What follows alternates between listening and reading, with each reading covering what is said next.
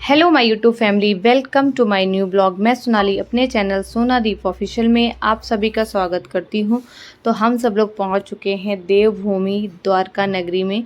तो हम सब सुबह 7:30 बजे के अप्रॉक्स वहां पे द्वारका पहुंच चुके थे। फिर इसके बाद हम सब ने होटल लिया, होटल में नहाया, सब लोग फ्रेश हुए, तैयार हुए। अब हम लोग एकदम रेडी हो चुके हैं मंदिरों के दर्शन के लिए। तो वहाँ पे कई मंदिर थे, तो हम लोगों ने सोचा कि जो दूर के मंदिर हैं सबसे पहले उनके दर्शन कर लेते हैं, इसके बाद फिर हम लौट के आएंगे तो पास के मंदिर में दर्शन करेंगे। तो सबसे पहले हमने अपनी जो दर्शन की यात्रा प्रारंभ की बेट द्वारका से की थी। तो ये आप देख सकते हैं, ये समुद्र है, बहुत ही अच्छा प्यारा लगता है क्योंकि सारी द्वारका नगरी जो है वो समुद्र के किनारे ही बसी हुई है। और जहाँ हम आए हैं बेट द्वारका में, तो ये बेट द्वारका जो है वो समुद्र के बीच में एक टापू है, वहाँ पे बसा हुआ है। तो हमें वहाँ से बोट राइड करके जाना पड़ता है। तो हम सब ने वहाँ से एक ऑटो बुक किया था, और वो जो पूरा दिन के लिए हमारे हो जाता है क्योंकि वहाँ पे वो लोग अच्छी जो फेमस जगह होती हैं, जो मेन वहाँ पे हमें सब जगह ले जाके घुमाते हैं और फिर हमें हमारी डेस्टिनेशन में छोड़ देते हैं। तो हम सब ने सुबह एक ऑटो बुक कर ली थी। इसके बाद फिर हम लोग वहाँ से अपनी यात्रा प्रारंभ किया। तो सबसे पहले हम ये देखिए वहाँ से आ चुके हैं, हम अपने बोट पे बैठ गए हैं।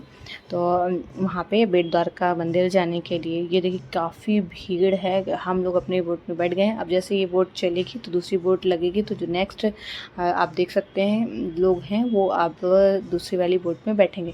तो ये मेरी मम्मी, मेरा बेटा, मेरे हस्बैंड बैठे हुए हैं, मेरे पापा पीछे थे, मैं वीडियो बना रही थी, वीडियो में नहीं थी। आप देख सकते हैं कि कितना ही अच्छा लग रहा है। ये अरब सागर है, अरब सागर, ये समुद्र है ये।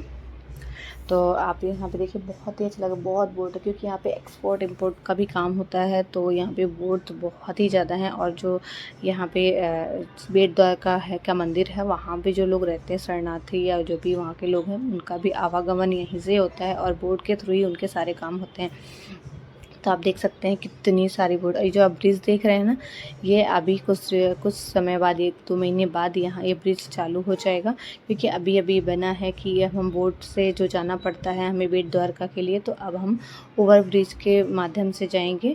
तो हमारी जो मंदिर दर्शन है वो करना वो और ही ईजी हो जाए क्योंकि बोट से थोड़ा सा रिस्क भी, डर भी लगता है और अच्छा तो लगता है पर डर भी रहता है और दिक्कत होती है। तो अब कुछ दिनों के बाद वो चालू हो जाएगा तो बहुत ही समय भी कम लगेगा और इजी भी हो जाएगा। तो हम सब लोग पहुंच गए हैं बेट द्वारका के मंदिर में। तो एक्चुअली अंदर मोबाइल अलाउ नहीं है, तो हमारा फ़ोन बाहर जमा हो गया है। तो उससे पहले मैंने थोड़ा छोटा सा वीडियो बना लिया था।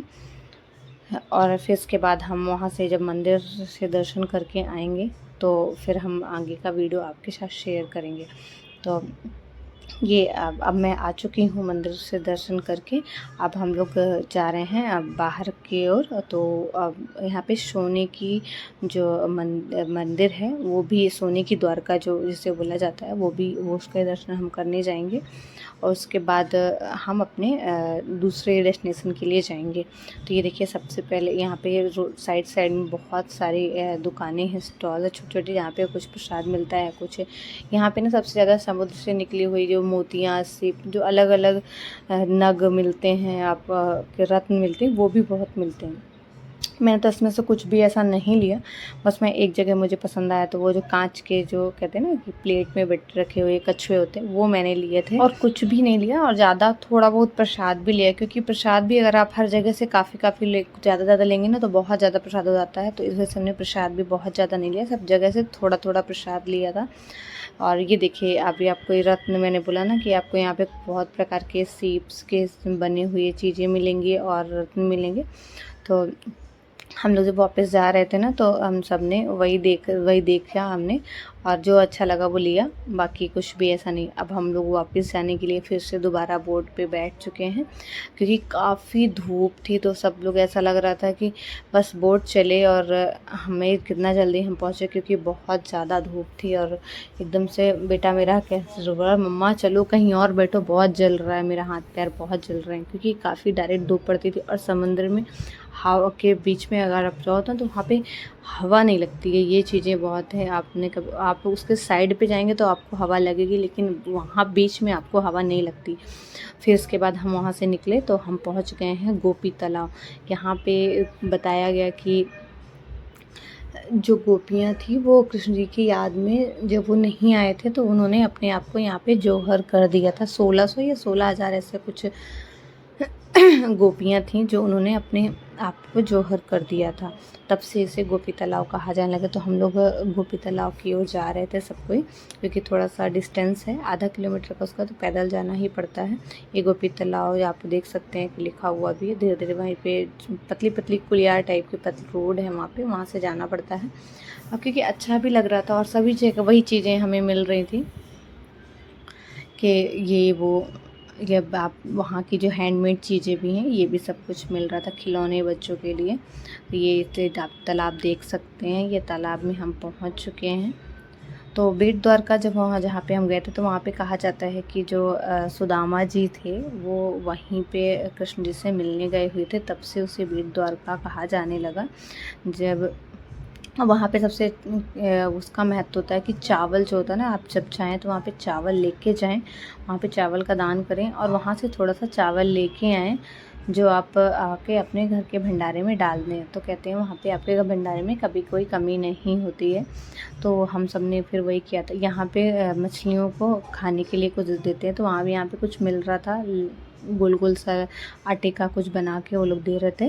तो हम लोग सब ने मेरी मम्मी ने और मेरे हस्बैंड ने वही आटे का वो ख़रीदा। और फिर मेरे बेटे को सबसे ज़्यादा इंटरेस्ट था उस मछलियों को दाना खिलाने में, तो उसने बार बार तोड़ तोड़ के वही डाल रहा था, बोला खाओ खाओ खाओ, बार बार वही कह रहा था। तो और वहाँ पे मछलियाँ जो ना, इससे आप कुछ डालो ना तुरंत ऐसे भाग के आती हैं और खाती हैं, लड़ लेते हैं एक दूसरी मछलियों से। तो ये सब बहुत ही अच्छा लग रहा था। मेरे हस्बैंड दिखा रहे, देखो देखो यहाँ पे जैसे मैं डालता हूँ ना, देखना कैसे वो आके आके लपट के लेके जाएंगे, ऐसा लगेगा बहुत एक दूसरे फाइट करती हैं वहाँ पे मछलियाँ। वही मेरा बेटा बहुत मज़े से उनको सबको फेंक फेंक फेंक के डाल रहा था। उसको तो इतना मज़ा आ रहा था ना, इसमें बोलता था अभी मैं नहीं जाऊँगा, अभी थोड़ी देर यहाँ पे और मुझे देना, और लेके आओ मेरे लिए। ये मेरे हस्बैंड दिखा रहे थे कि देखो यहाँ पे वीडियो बनाओ, देखो यहाँ पे मछलियाँ फ़ाइट करती हुई तुम्हें दिखेंगे। पर इतना क्लियर नहीं आ पाया था क्योंकि दूर था। तो प्लीज़ आप लोग कमेंट में ज़रूर बताइएगा कि आपको हमारा ये छोटा सा वीडियो कैसा लगा। और प्लीज़ लाइक शेयर सब्सक्राइब करना बिल्कुल मत भूलिएगा। हाँ, आप और जो मेरे चैनल में नए होंगे वो प्लीज़ सब्सक्राइब कर लें और बेल आइकन को प्रेस कर लें, ताकि मैं कोई भी वीडियो डालूँ तो आप तक नोटिफिकेशन पहुँचे। और प्लीज़ ऐसे सपोर्ट बनाते रहिए। तो ये हम लोगों ने गोपी तालाब में सब कुछ कर लिया, और जो भी था वहाँ पे पैर वैर जो धोना था और मेरे ऊपर छिड़कना था, तो ये सब कुछ पानी के छिड़काव करना था, वो सब करके शुद्ध करके फिर हम लोग वापस चले गए। वापस आने के बाद यहाँ पे एक मंदिर है जहाँ पे एक पत्थर जो है ना वो पानी में तैर रहा। तो यहाँ पे देख सकते हैं, ये जो पत्थर है ये पानी में तैर रहा है। इसे कहता था कि नल और नील ने जो पत्थर डाला था वो वही पत्थर है। तो ये हमने वहाँ पे ये देखा, तो उन्होंने बोला ये जो कहते हैं द्वारका के सबसे बड़े लड्डू गोपाल हैं वो वही थे। और फिर इसके बाद हम पहुँचे नागेश्वर ज्योतिर्लिंग मंदिर में। तो आप देख सकते हैं कि बाहर एक नागेश्वर जो मंदिर के शंकर जी की बहुत ही बड़ी प्रतिमा बनाई गई है। फिर इसके बाद हम अंदर जाते हैं, अंदर की ओर एंटर करते हैं। यहाँ पे मोबाइल अलाउ था, बट वहाँ पे अंदर से इतना ज़्यादा फ़ोटो वगैरह खींचना अलाउ नहीं था, पर थोड़ा बहुत तो हमने निकाली थी अंदर की वहाँ पे भी फ़ोटो। तो मैं आपको दिखाती हूँ, आप वीडियो में बने रहें। आप देख सकते हैं आगे के हम वहाँ पे ज्योतिर्लिंग कैसे दिखते हैं, नागेश्वर ज्योतिर्लिंग।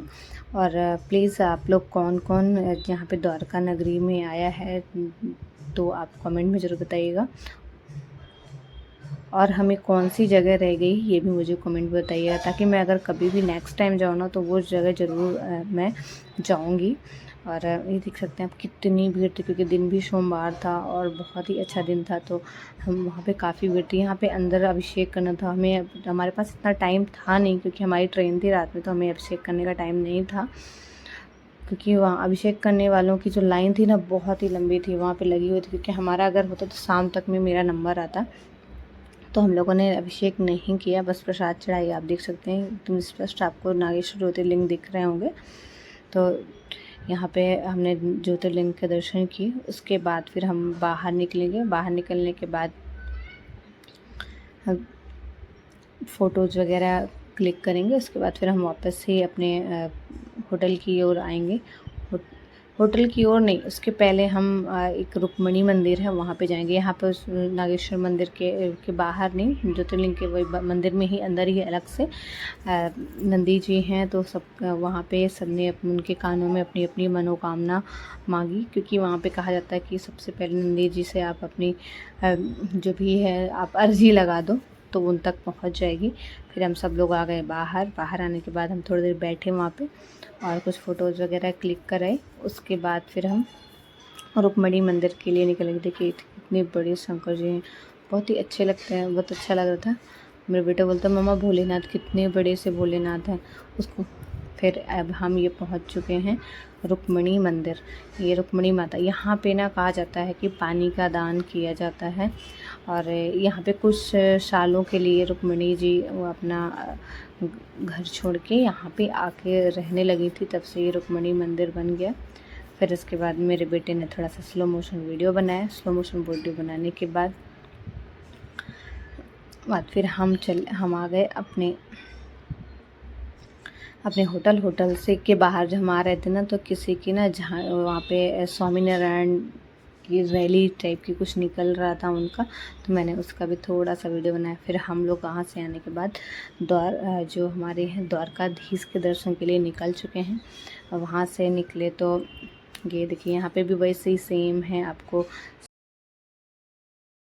आपको देखने को मिलेगा कि साइड में स्टॉल्स हैं, दुकानें हैं और हमें बीच से छोटी छोटी पतली पतली गलियां हैं जहाँ पे हमें द्वारकाधीश के लिए जाना है, दर्शन के लिए जाना है। तो ये हमारे पापा जी आगे जा रहे थे। हम सब दर्शन करने के बाद फिर हम आएंगे तो हमें जाना है सोमनाथ। तो हम उसके बाद हम जाएंगे railway station.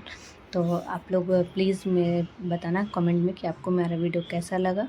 Thank you for watching my YouTube videos. तो ये हम सब लोग पहुंच चुके हैं रेलवे स्टेशन सोमनाथ के लिए। तो मैं नेक्स्ट वीडियो सोमनाथ का लेके आऊँगी आपको। Bye bye everyone.